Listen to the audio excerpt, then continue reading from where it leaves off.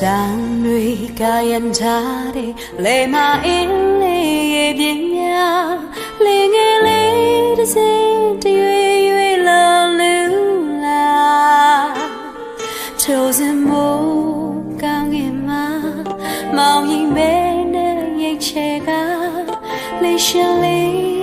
တယောက်တည်းလွန်တင်းကြီးလူကကန်စက်ကိုသူလောက်ခက်လာ